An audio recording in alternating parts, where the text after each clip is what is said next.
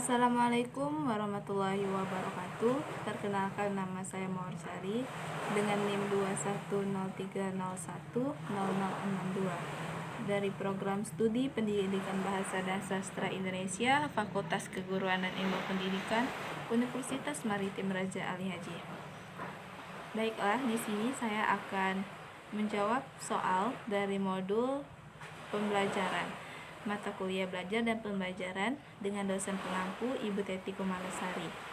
Di sini saya akan menjawab soal dari uji kompetensi bab 4 sampai dengan uji kompetensi bab 6.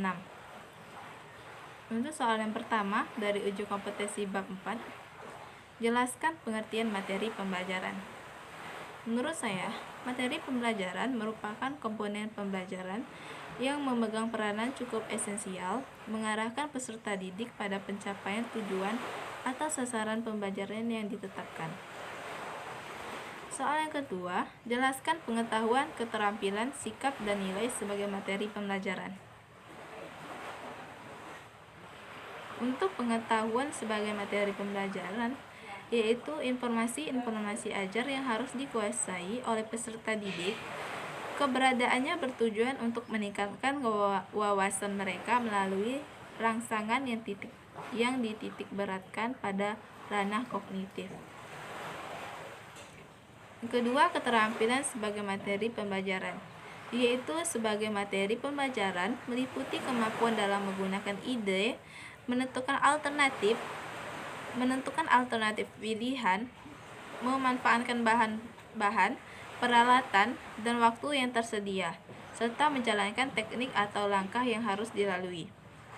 Yang ketiga, sikap dan nilai sebagai materi pembelajaran merupakan perilaku yang relatif permanen, melekat, dan turut mencerminkan tingkat kepribadian orang yang memilikinya. Soal yang ketiga, jelaskan macam-macam metode mengajar. Macam-macam metode mengajar terbagi menjadi 11. Yang pertama ada metode proyek, yaitu cara penyajian peralatan yang bertitik tolak dari suatu masalah, kemudian dibahas dari berbagai segi yang berhubungan sehingga pemecahannya secara keseluruhan dan bermakna. Yang kedua ada metode eksperimen. Metode eksperimen yaitu cara penyajian pelajaran di mana siswa melakukan percobaan dengan mengalami dan membuktikannya sendiri sesuatu yang dipelajarinya.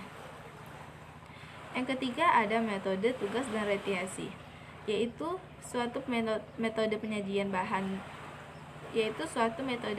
bahan di mana guru memberikan tugas tertentu agar siswa melakukan kegiatan belajar. Yang keempat, metode diskusi, yaitu cara penyajian pelajaran di mana siswa-siswa dihadapkan kepada suatu masalah yang bisa berupa pernyataan-pernyataan kepada suatu masalah yang bersifat problematis untuk dibahas dan dipecahkan. Yang kelima ada metode sosiodrama. Metode sosiodrama yaitu metode yang dasarnya mendramatiskan tingkah laku dalam berhubungan dengan masalah sosial.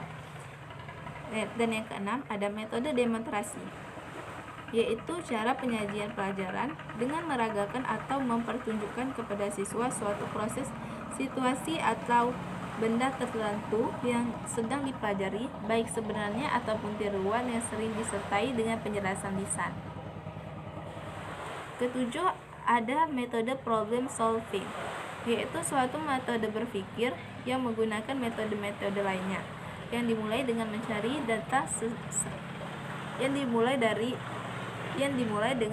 data sampai kepada menarik kesimpulan.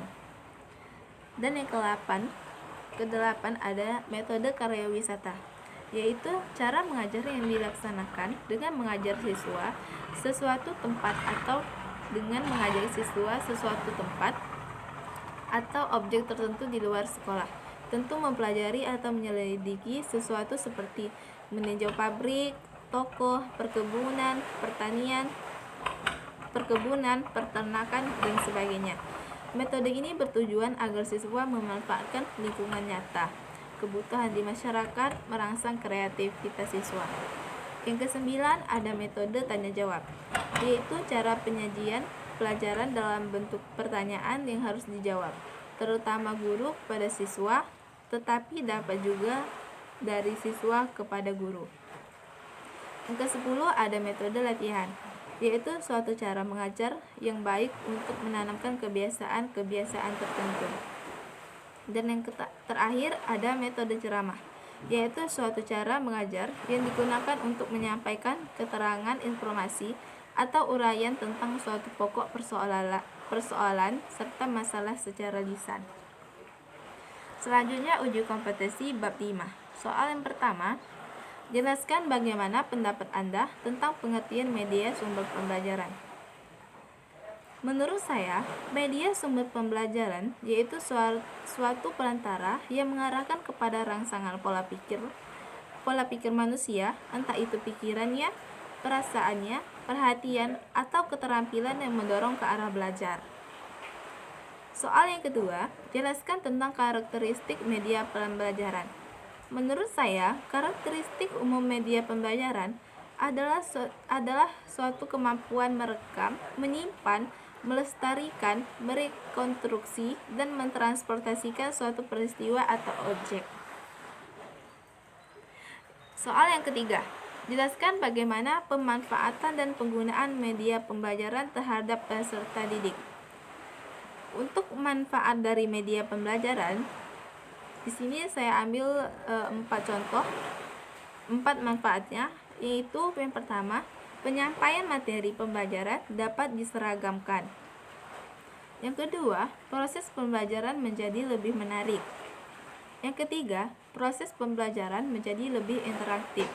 Yang keempat, jumlah waktu belajar mengajar dapat dikurangi. Selanjutnya untuk prinsip penggunaan media pembelajaran. Prinsip penggunaan media pembelajaran ini yang pertama, media pengajaran hendaknya dipandang sebagai sumber belajar yang digunakan dalam usaha memecahkan masalah yang dihadapi dalam proses belajar mengajar. Yang kedua, guru hendaknya benar-benar menguasai teknik-teknik dari suatu media pengajaran yang digunakan. Yang ketiga, guru seharusnya memperhitungkan untung ruginya pemanfaatan suatu media pengajaran. Yang keempat, penggunaan media pengajaran harus diorganisir secara sistematis, bukan sembarang menggunakannya.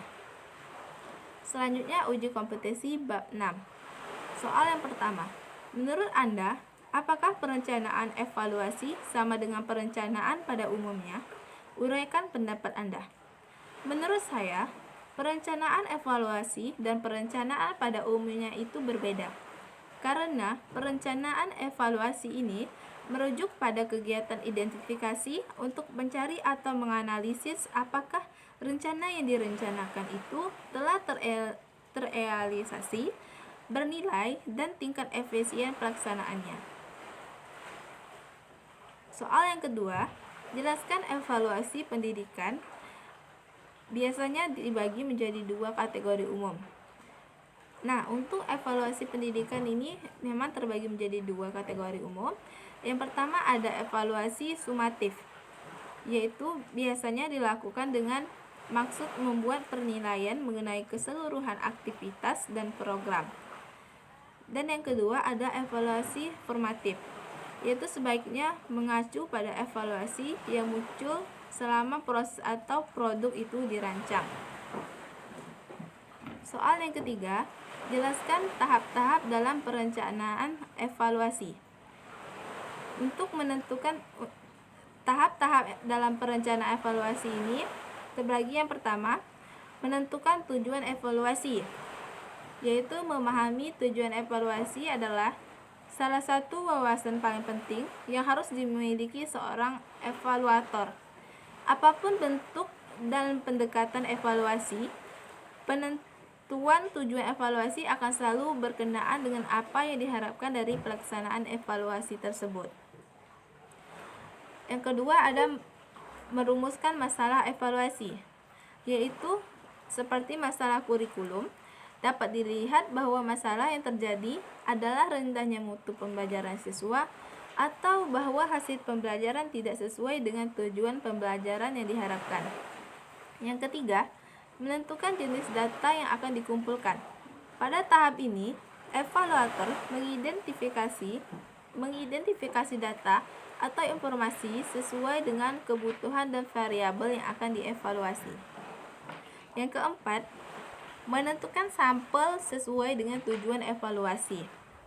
Nah, pada tahap ini, evaluator mengidentifikasi data atau informasi sesuai dengan kebutuhan dan variabel yang akan dievaluasinya. Dan tahap yang kelima, menentukan model evaluasi sesuai dengan tujuan evaluasinya. Penentuan model evaluasi sangat berkaitan dengan berbagai pendekatan evaluasi. Evaluator hendaknya memahami berbagai pendekatan dalam evaluasi, kekuatan dan kelemahan setiap pendekatannya. Tahap selanjutnya yaitu menentukan alat evaluasi.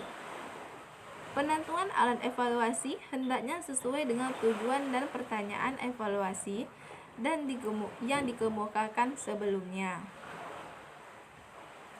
Selanjutnya tahap yang ketujuh, merencanakan personal evaluasi.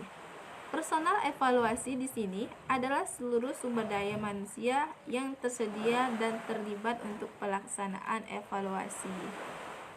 Dan yang terakhir, merencanakan anggaran.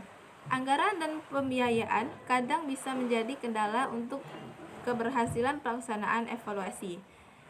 Dana yang tidak sesuai dengan perencanaan anggaran bisa menghambat jalannya suatu program evaluasi.